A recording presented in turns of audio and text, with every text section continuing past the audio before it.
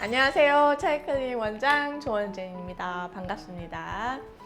오늘은 관상에 관한 두 번째 이야기. 난 분명 7끝을 줬는데. 어차피 또 딸 거 아니야. 한 판 더 해. 니지 내한테 안 돼. 더 배워. 이 새끼가 너 탓.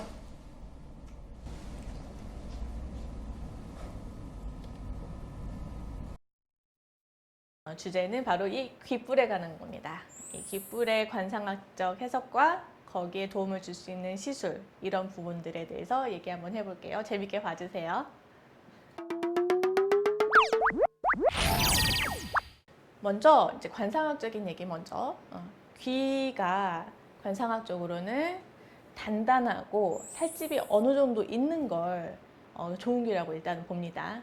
그래서 이런 귀의 형태, 각도, 펼쳐진 모양, 크기, 이런 것들로 이제 관상학적 의미를 부여를 하게 되는데요.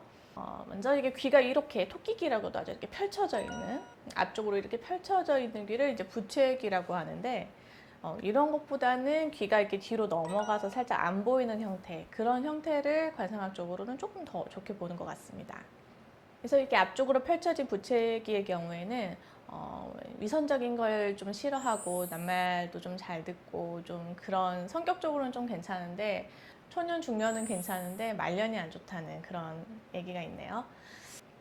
그리고 이제 그 모양의 반대쪽으로 이렇게 부채꼴형의 귀가 아니라 이렇게 뒤로 젖혀진 거예요. 젖혀졌는데 예쁘게 이렇게 전체적으로 완만하게 젖혀진 게 아니라 이 안쪽이 바깥쪽보다 이렇게 튀어나온 형태들이 있어요. 그러니까 귀가 딱 뒤로 까진 형태. 이런 형태의 경우에는 약간 반대 해석이에요. 어렸을 때 좀 힘든 거예요. 어렸을 때 부모의 이제 덕을 보지 못하고 힘들게 자라고 고생스럽고, 인기를 좀 얻더라도 구설수 좀 많이 타고, 그래서 이런 분들의 경우에는 이제 항상 좀 겸손한 마음으로 그렇게 좀 인생을 살면 도움이 된다고 하고요. 관상적으로 작고 뾰족한 귀들을 이제 쥐귀라고도 하는데, 이런 경우에는 이제 돈복도 조금 떨어지고 자녀복도 좀 떨어진다고. 이게 이제 관상에서는 되게 큰 일이잖아요. 안 좋게 좀 봅니다. 그래서 일단 귀는 큼직한 거예요. 관상학적으로 좋으려면 크고 색깔이 예쁘고 도톰하고 단단한, 그리고 모양적으로도 적당한 위치에 너무 서거나 뒤로 눕지 않게끔 그런 완만한 귀 모양을 이제 좋은 귀라고, 복귀라고 이제 칭하고 있어요. 좀 더 세세하게 말씀을 드려보자면 이 귓불이라고 하는데, 이 귓불의 방향이 이렇게 앞쪽으로 좀 튀어 있거나 이런 모양은 좋지 않다고 봐요. 뭐 이성운이 좀 안 좋다던가 이런 식으로 안 좋게 보고, 이게 이제 턱 끝으로 바르게 잘 이렇게 위치해 있는 귀일수록 좋고, 무조건 크다고 또 좋은 게 아니고요. 이게 축 힘없이 늘어져 있는 귀들 있잖아요. 그런 귀들은 부처님 귀라고 해서 좋은 게 아니라 오히려 재물복이 없다고 합니다. 그리고 이제 아마 주변에 좀 보신 경우들이 있을 거예요. 귓볼이 없어요. 귓볼이 없이 그냥 칼귀라고 해서 날렵하게 살이 없이 이제 있는 귀들이 있는데, 그런 귀들은 이제 아무래도 좀 좋은 해석은 없어요.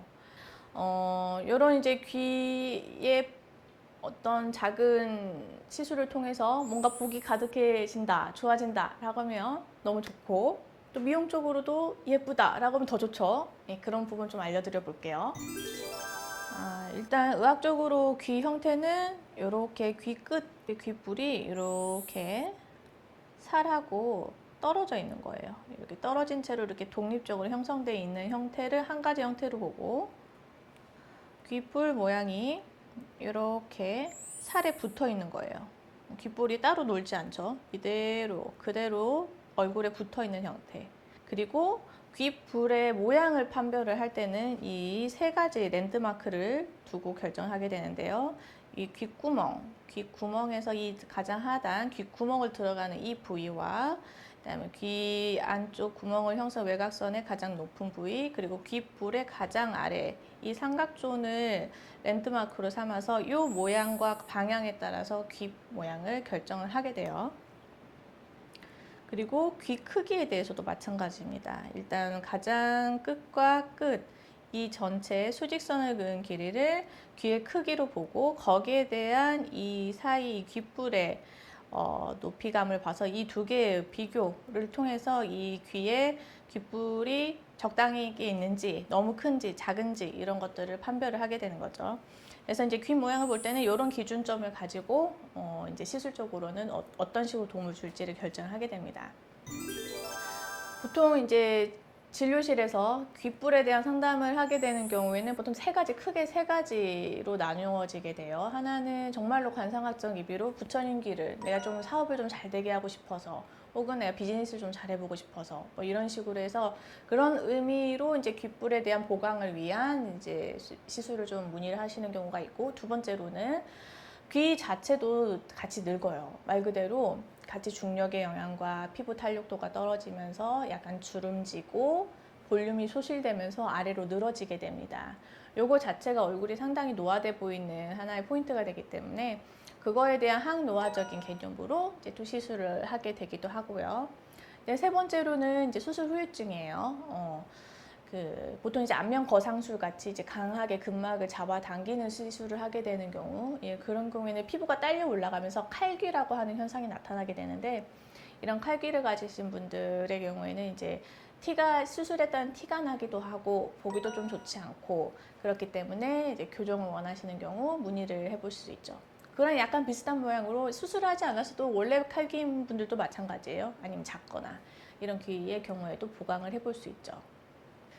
그래서 귀는 보통 예전에는 항상 성형수술 쪽으로만 생각을 했었어요.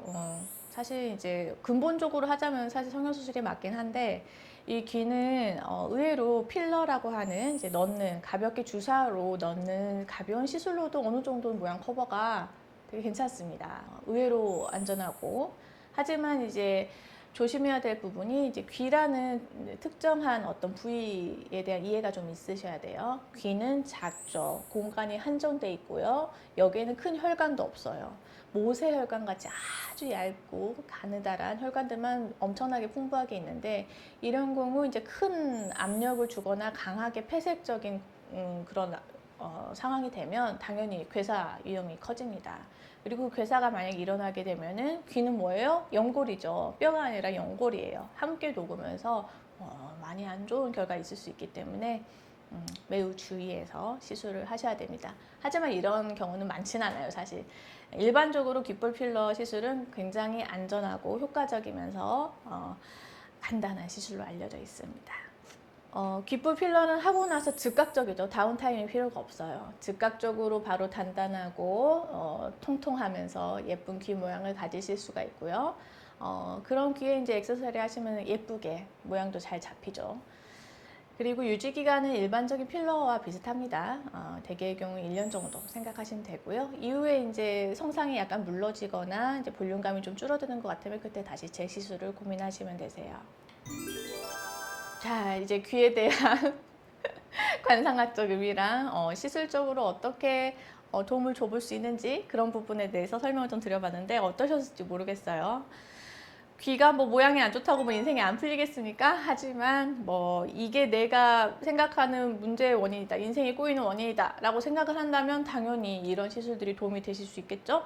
그리고 또 귀 모양에 대한 컴플렉스가 있거나 어떤 수술에 대한 후유증 때문에 좀 고민을 갖고 있는 분들에게도 좋은 선택지가 될 수 있을 것 같습니다. 자, 다음 시간에도 재밌는 컨텐츠로 어느 부위를 해볼까요? 어쨌든 도움을 줄 수 있으면서 좋은 기운이 가득한 관상학적 의미를 줄 수 있는 그런 부위를 한번 찾아볼게요. 준비해서 다시 돌아오겠습니다. 다음에 또 만나요. 안녕. 구독과 좋아요, 알림 설정 꼭 부탁드려요. 안녕.